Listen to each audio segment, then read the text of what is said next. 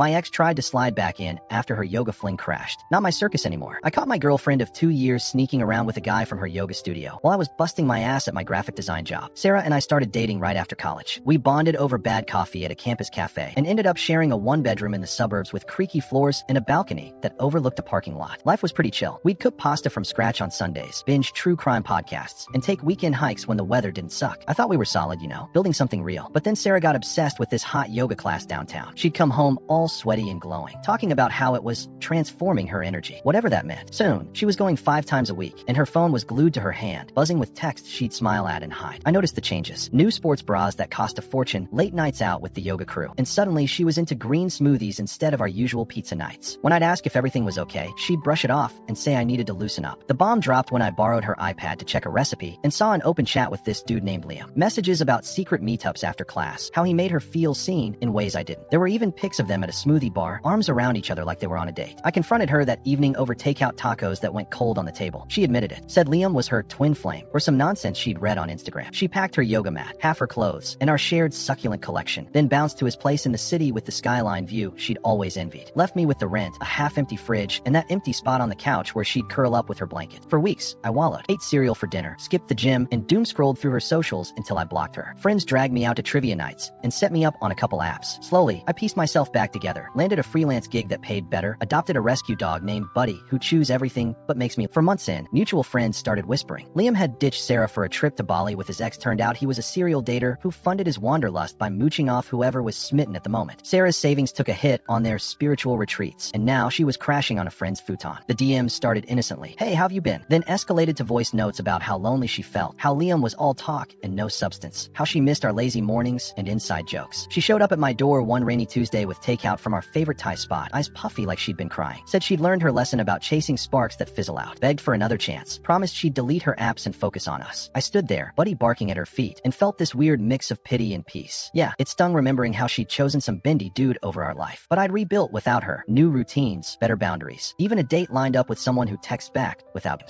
I handed her the takeout bag back and said I was happy she'd figured some stuff out, but that chapter was closed for me. Her jaw dropped like I'd canceled Christmas. People like that think you're always waiting in the wings. But sometimes you level up and realize you deserve more than being someone's safe landing after they jump without a parachute.